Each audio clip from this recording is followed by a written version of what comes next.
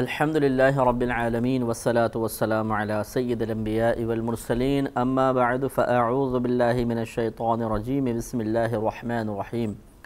سورۃ العنکبوت کی تفسیر چل رہی تھی اور تقریباً 7 آیات کی تفسیر مکمل ہو چکی تھی۔ اس کے آگے اللہ تعالیٰ نے ارشاد فرمایا کہ وَوَصَّيْنَا الْإِنسَانَ بِوَالِدَيْهِ حُسْنًا، اور ہم نے انسان کو تاکید فرمائی اپنے ماں باپ کے ساتھ حسن سلوک کی، یعنی ان کے ساتھ اچھا سلوک کرنے کا حکم ارشاد فرمایا۔ وَإِن جَاهَدَاكَ، اور اگر وہ کوشش کریں تیرے ساتھ لِتُشْرِكَ بِي مَا لَيْسَ لَكَ بِهِ عِلْمٌ، کہ تو میرا شریک اسے ٹھہرائے جس کا تجھے علم نہیں ہے، فَلَا تُطِعْهُمَا، تو پھر تو ان دونوں کی اطاعت مت کرنا۔ الیہ مرجعکم، میری ہی طرف تمہارا لوٹنے کا مقام ہے۔ فأنبئکم بما کنتم تعملون، تو پھر میں تمہیں خبر دے دوں گا جو کچھ تم کام کرتے رہے تھے۔ تو اس آیت کریمہ میں پہلے اللہ تبارک و تعالیٰ نے والدین کے ساتھ حسن سلوک کے حکم کو بیان فرمایا کہ ہم نے انسان پر لازم کر دیا ہے کہ وہ اپنے والدین کے ساتھ حسن سلوک کرے۔ حسن سلوک سے مراد یہ ہوتا ہے کہ کوئی بھی ایسا عمل والدین کے ساتھ کرنا کہ جس سے ان کو راحت ملے، آرام ملے، اور اس کے ساتھ ساتھ ہر اس عمل سے بچنا جو ان کی دل آزاری کا سبب بنے، تکلیف کا سبب بنے۔ لہٰذا کوشش یہ ہونی چاہیے کہ انسان کوئی عمل جان بوجھ کر ایسا نہ کرے جس سے والدین کے قلب کو اذیت پہنچے۔ اچھے اعمال کرنے چاہیے، اچھے اخلاق کا مظاہرہ ہونا چاہیے، ان کی خدمت میں کوئی کمی نہیں ہونی چاہیے، اور اس کے باوجود اگر نادانستہ طور پر کوئی خطا ہو بھی جائے تو پھر فوراً انسان کو معافی طلب کر لینی چاہیے اور اپنے اعمال کی اصلاح کرنی چاہیے۔ تو والدین کے ساتھ حسن سلوک کی اللہ تعالیٰ نے پہلے تلقین فرمائی، لیکن پھر اسے مشروط کر دیا اس کے ساتھ کہ جب تک وہ اللہ تبارک و تعالیٰ کی اطاعت کا حکم دیتے رہیں، ان کی اطاعت کرتے رہو، یعنی اللہ تعالیٰ کے احکامات کے دائرے میں رہ کر جتنے بھی وہ کام کرتے رہیں گے یا تمہیں باتیں کہتے رہیں گے ان کی اطاعت کرتے رہنا، اور جہاں وہ خود دائرہ شریعت سے باہر نکلنے کی کوشش کریں تو پھر ان کا کہنا نہیں مانا جائے گا۔ تو کہتے ہیں کہ یہ آیت کریمہ سعد بن مالک زہری رحمۃ اللہ علیہ کے حق میں نازل ہوئی کہ جب وہ ایمان لے کر آئے تو اپنی والدہ سے بہت ہی زیادہ محبت رکھتے تھے، اور والدہ ان کی مشرکہ تھیں، ان کا نام حمنہ تھا۔ تو ان کی والدہ نے شور مچا دیا کہ تم یا تو اسلام کو چھوڑ دو اور یا پھر میں کھانا پینا چھوڑ دوں گی اور راحت و آرام کو ترک کر دوں گی، اور تمہیں بدنام کر دوں گی کہ تم نے اپنی ماں کا قتل کیا ہے، تم نے ماں کے ساتھ برا سلوک کیا ہے۔ حضرت سعد رضی اللہ تعالی عنہ خاموش رہے، تو ان کی والدہ نے ایک دن تک کھانا پینا چھوڑ دیا، دوسرے دن تک کھانا پینا چھوڑا، دھوپ میں جا کر بیٹھ گئیں، سائے میں نہ آتی تھیں، اور اس امید پر کہ شاید یہ بیٹا میرا کہنا مان لے گا۔ لیکن حضرت سعد رضی اللہ تعالی عنہ ثابت قدم رہے، یہاں تک کہ دوسرے دن آپ کے پاس پہنچے اور کہا کہ اے والدہ، اگر آپ کی 1000 جانیں بھی ہوں اور ایک ایک کر کے آپ سب ختم کر دیں گی تب بھی میں آپ کی اطاعت نہیں کروں گا، بلکہ اللہ تبارک و تعالیٰ اور اس کے رسول کریم صلی اللہ علیہ وسلم کا ہی کہنا مانوں گا۔ تو جب آپ کی والدہ نے دیکھا کہ بیٹا ثابت قدم ہے اور یہ میری بات تسلیم نہیں کرے گا اور کسی قسم کا اس طرح بلیک میلنگ میری نہیں چلے گی، تو انہوں نے پھر یہ بھوک ہڑتال جو تھی وہ ختم کر دی اور وہ راہ راست پر آ گئیں۔ تو یہاں پر سمجھا دیا گیا کہ والدین کے ساتھ حسن سلوک کا ایک طریقہ یہ بھی ہے کہ ان کا کہنا مانا جائے، وہ جو بات کہیں ان کو مانیں، لیکن یہ اس کے ساتھ قید بڑھا دی گئی ہے اور سمجھا دیا گیا ہے کہ ان کا کہنا اسی وقت مانا جائے گا جب والدین کا حکم اللہ تعالیٰ اور اس کے رسول کے حکم سے ٹکراتا نہ ہو۔ اگر ٹکراتا ہوگا یعنی وہ نافرمانی کا حکم دیں، غلط بات کا حکم دیں، پھر ان کی اطاعت نہیں کی جائے گی، اور یہ حسن سلوک کے خلاف نہیں ہوگا، یہ نافرمانی نہیں ہوگی بلکہ یہ عین اللہ تبارک و تعالیٰ کی مرضی کے موافق عمل ہوگا۔ لہٰذا یہ بڑا نازک معاملہ ہوتا ہے کہ انسان اس بات کا فیصلہ کرے کہ والدین کا کون سا حکم شریعت کے مطابق ہے اور کون سا حکم شریعت کے خلاف ہے، اور اس کے مطابق پھر وہ عمل کی کوشش کرے۔ اس لیے آج کل کے دور میں بھی بہت سے والدین ایسے ہیں جو دنیاوی تقاضے سے مغلوب ہو کر یا لوگوں کی باتوں میں آ کر یا کم علمی کی بنا پر، علم دین سے محرومی کی بنا پر، ایک دنیاوی ماحول میں مستغرق ہونے کی بنا پر اپنی اولاد کو گناہ اور خطا کا حکم دیتے ہیں۔ اگر بیٹا داڑھی رکھنے لگے داڑھی سے منع کرتے ہیں، نمازیں پڑھنے لگ جائے تو ان کو تشویش ہوتی ہے کہ شاید پھر یہ دنیاوی تعلیم حاصل نہیں کر سکے گا، مولوی بن جائے گا، ملا ہو جائے گا، مسجد سے اس کا رابطہ مضبوط ہو جائے گا، دنیا کی دوڑ میں پیچھے رہ جائے گا، وغیرہ وغیرہ ہزارہ قسم کے وساوس آتے ہیں۔ اور اس معاشرے میں ہم نے اپنی آنکھوں سے یہ منظر دیکھا ہے کہ بے دردی کے ساتھ اپنی اولاد کو مسجدوں سے روک دیا جاتا ہے، نمازوں سے روک دیا جاتا ہے، ان کی زبان پر نکلنے والے ہر بات کے جواب میں انشاءاللہ، ماشاءاللہ، الحمدللہ، سبحان اللہ کو برا محسوس کیا جاتا ہے۔ اگر وہ نیک لوگوں کی صحبت میں بیٹھنے لگے اس محفل سے، اس مجلس سے، اس اجتماع سے روک دیا جاتا ہے، اور اس طرح بچوں کی آخرت کو خطرے میں ڈال دیا جاتا ہے۔ یہ اپنی اولاد کے ساتھ محبت نہیں ہے، یہ اپنی اولاد کے ساتھ حسن سلوک نہیں ہے، بلکہ بہت بڑا ظلم ہے کہ اگر خدا نخواستہ اولاد ان کی اطاعت کر کے گناہوں کے راستے پہ چل پڑے تو بتائیے اللہ تعالیٰ کی بارگاہ میں جا کے کیا جواب دیں گے، اور کس طریقے سے اللہ تعالیٰ کی بارگاہ سے نجات حاصل کریں گے۔ اگر بروز قیامت اللہ تعالیٰ نے ایسے والدین کو کھڑا کر کے سوال کر لیا کہ بتاؤ کیا تمہیں میرا حکم برا لگتا تھا، میری تعلیمات بری لگتی تھیں، تمہیں دنیا زیادہ محبوب تھی، اللہ تعالیٰ اور اس کے رسول کریم صلی اللہ علیہ وسلم زیادہ محبوب نہیں تھے، کیا یہ دنیا والے تمہیں آخرت دے سکتے تھے، کیا جنت تمہیں دنیا کی خدمت سے حاصل ہونی تھی، تو کیا جواب دیں گے؟ لازم بات ہے کہ سوائے ندامت اور شرمندگی کے کچھ بھی نہیں ہے۔ اسی لیے انسان کو چاہیے کہ صرف دنیا کی طرف نہ دیکھے بلکہ ایک لمحے کے لیے آخرت کو بھی اپنے پیش نظر رکھے۔ اگر بالفرض کسی کو عمل کی توفیق حاصل نہیں ہے اور اولاد عمل کر رہی ہے تو اسے کیوں عمل سے روکتے ہیں کہ چلو ٹھیک ہے ہم عمل نہیں کر سکے، تم عمل کرنا چاہو کرو، بلکہ ان کو آپ اعتدال کی ان کو تعلیم دے سکتے ہیں کہ بیٹا دیکھو دین کی طرف مائل ہوتے ہوئے ذرا اعتدال قائم رکھنا، دنیا کے بھی کچھ تقاضے ہوتے ہیں، جو دنیا کے تقاضے شریعت سے نہیں ٹکراتے ان کو پورا کرنا ضروری ہوگا تاکہ تم دنیا کے اندر آرام سے جی سکو اور دنیا والوں کو اپنے ساتھ لے کر چل سکو، کیونکہ انسان کی صرف اپنی ذات نہیں ہوتی ہے، کچھ ماں باپ کے بھی حقوق ہوتے ہیں، رشتہ داروں کا بھی کچھ حق ہوتا ہے، کچھ تقاضے ہوتے ہیں، لہٰذا اعتدال تو ضروری ہے۔ لیکن اگر والدین بالکل ہی اولاد کو دین سے دور کرنے کی کوشش کریں اور ان کو بالکل عمل سے دور کر دیں تو یہ پھر مخلصانہ کوشش نہیں ہے، بہت مذمومانہ کوشش ہے، اور اس کا آخرت میں وبال سخت ہو سکتا ہے۔ تو پیار سے، محبت سے اپنے اولاد کو کی تربیت کرنی چاہیے، اور اولاد کو چاہیے کہ اگر بالفرض والدین کسی مقام پر غلط رویہ اختیار کرتے ہیں تو انہیں قابل مذمت نہیں بلکہ قابل رحم تصور کریں کہ نفس و شیطان نے ان کو جکڑ لیا ہے، دنیا نے اپنے قابو میں کر لیا ہے اور یہ بیچارے غلط قسم کا حکم دے رہے ہیں، اگر میں ان کا کہنا مانوں گا تو نہ صرف خود ہلاک ہو جاؤں گا بلکہ یہ بھی ہلاک ہو جائیں گے، تو لہٰذا میں اس نیک عمل پر استقامت حاصل کر کے انہیں بھی آخرت کی گرفت سے بچاؤں گا اور خود بھی بچوں گا۔ تو استقامت سے پھر انسان عمل کرے تو انشاءاللہ عز و جل ایک وقت آتا ہے جیسے کہ حضرت سعد بن مالک رضی اللہ تعالی عنہ کے عمل سے ثابت ہوا کہ آپ نے واضح طور پہ والدہ کی خدمت میں لیکن دائرہ ادب میں رہ کر عرض کر دیا تھا کہ اگر آپ کی 1000 جانیں بھی ہوں اور آپ ایک ایک کر کے اسلام دشمنی میں اسے ختم کر دیں میں تب بھی آپ کی پرواہ نہیں کروں گا اور اللہ تبارک و تعالی اور اس کے رسول کریم صلی اللہ علیہ وسلم کی رضا کو مقدم رکھوں گا۔ لہٰذا ہمیں بھی یہی غور کرنا چاہیے، ٹھیک ہے والدین کی محبت اپنی ہوتی ہے، بھائی بہن، دوست احباب، لیکن کسی کی محبت اللہ تعالیٰ کے حکم پر غالب نہیں آنی چاہیے۔ ہاں اس کا طریقہ اچھا ہونا چاہیے، دائرہ ادب میں رہ کر آپ عرض کریں اور اس گھر والے عرض نہ سنیں تو بس زبان بند کر لیں اور اپنا نیک عمل کرتے چلے جائیں۔ اللہ تبارک و تعالیٰ کی خصوصی تائید، خصوصی مدد آپ کے ساتھ ہوگی اور ایک وقت آئے گا کہ ان کے دل بھی موم پڑ جائیں گے۔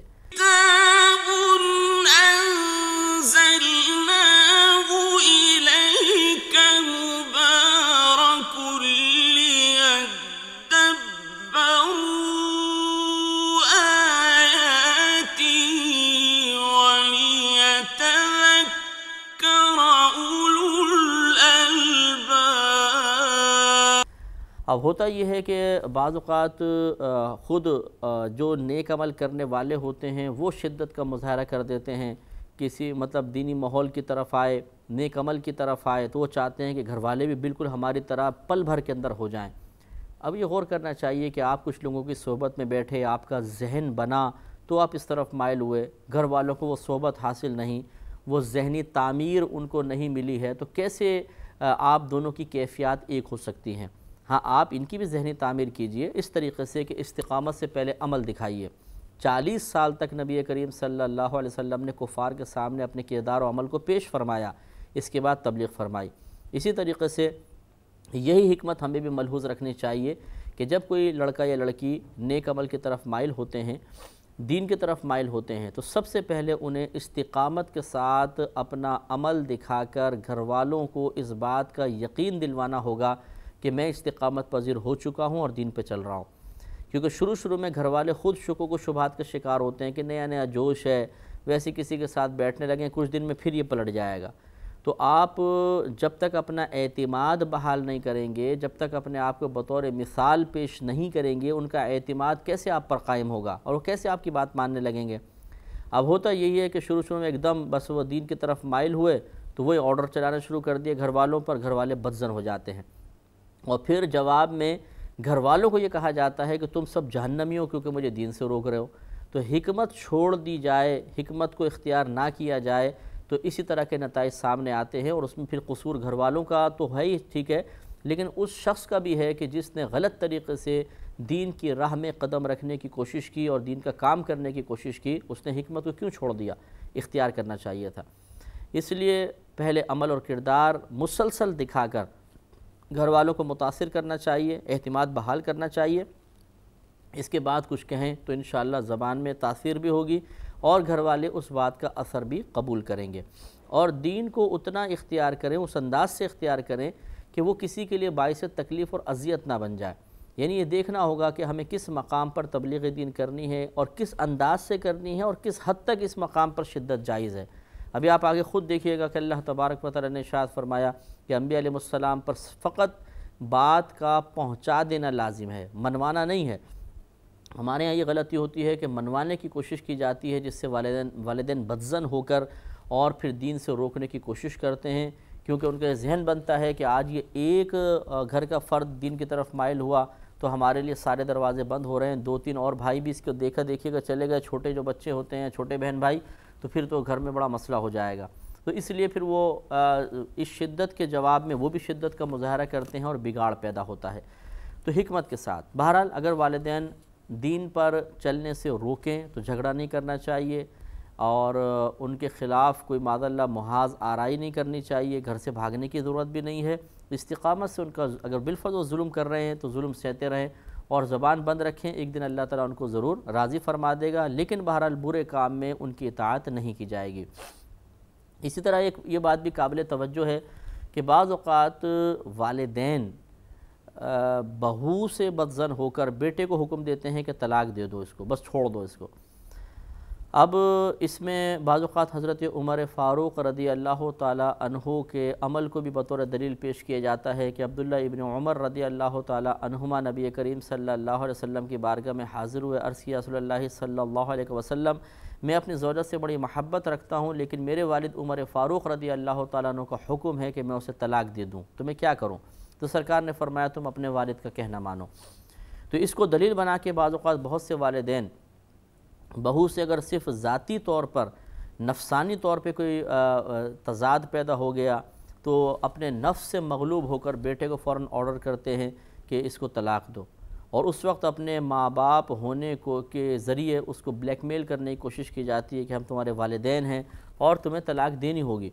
حالانکہ اس وقت طلاق دینے کا کوئی ایسا جواز بھی نہیں ہوتا، بلکہ بعض اوقات خود والدین کی خطا ہوتی ہے، لیکن وہ انا کا مسئلہ بنا کر اس عورت کو یعنی بہو کو تکلیف پہنچانے کی نیت سے بیٹے کو اس قسم کا آرڈر کر دیتے ہیں، اور دلیل عمر فاروق کا عمل پیش کرتے ہیں دلیل کے طور پر۔ یہ بات یہاں پر یاد رکھیے گا کہ یقیناً عمر فاروق رضی اللہ تعالی عنہ نے حضرت اپنے بیٹے عبداللہ ابن عمر کو جو حکم دیا تھا وہ اپنی نفسانی خواہش کے تابع ہو کر تو نہیں دیا تھا کہ بہو نے شاید چائے نہیں بنائی ہوگی، پانی نہیں پلایا ہوگا تو کہا کہ اس کو طلاق دے دو کیونکہ میرا کام نہیں کر رہی ہے، بلکہ ضرور وہاں پہ آپ نے کوئی شرعی قباحت ملاحظہ کی ہوگی۔ اور عبداللہ ابن عمر نے آ کر یہ نہیں کہا کہ حضرت عمر فاروق خواہ مجھے ایسا کہہ رہے ہیں، بلکہ انہوں نے صرف اتنا کہا کہ وہ طلاق کا حکم دے رہے ہیں حالانکہ میں اس سے محبت کرتا ہوں۔ اس کا مطلب ہے کوئی نہ کوئی وہاں پہ زوجہ کا قصور ضرور تھا، جس کو بنیاد بناتے ہوئے عمر فاروق رضی اللہ تعالی عنہ نے یہ حکم دیا۔ اسی لیے نبی کریم نے فرمایا کہ عمر جو ہیں وہ جو حکم دے رہے ہیں بالکل صحیح دے رہے ہوں گے، اور آپ کی محبت اپنے مقام پر والد کا کہنا مان لو۔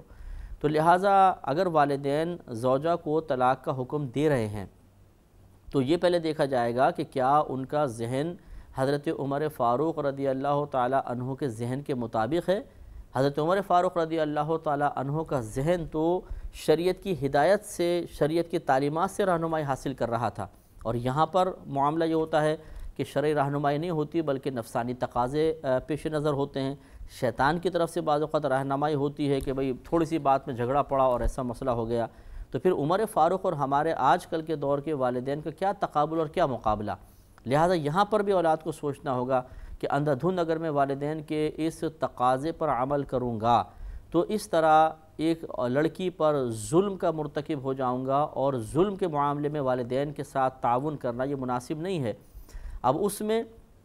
والدین کو بھی برا بھلا نہ کہے، ان کے سامنے بھی ایسا کوئی جملہ نہ بولے کہ ان کی دل آزاری ہو، غور و تفکر کرے، پہلے دیکھے کس کا قصور زیادہ ہے، کیا زوجہ کے قصور اتنے ہیں کہ واقعی وہ طلاق کی مستحق ہو چکی ہے، اور اس طرح اعتدال پسندی کے ساتھ کوئی فیصلہ کرے۔ لہٰذا آج کل کے دور میں چھوٹی چھوٹی باتوں پر ہم نے یہ دیکھا ہے، چونکہ میں ایک مفتی ہوں اور میرے پاس سینکڑوں گھروں کے مسائل آتے رہتے ہیں کہ چھوٹی چھوٹی بات پر والدین فوراً آرڈر جاری کر دیتے ہیں کہ طلاق دے دو۔ اب بعض اوقات تو چھوٹے چھوٹے بچے بھی ہوتے ہیں، اور بیٹے کا کہنا ہے کہ تم طلاق دے دو، ہم دوسری جگہ شادی کر دیں گے، یہ ہماری ذمہ داری ہے۔ ٹھیک ہے، آپ تو کر دیں گے، لیکن جس عورت کو آپ طلاق دلوا رہی ہیں آپ اس کے بارے میں غور کریں کہ وہ آئندہ زندگی کیسے گزارے گی۔ ایک عورت پر جب طلاق یافتہ ہونے کا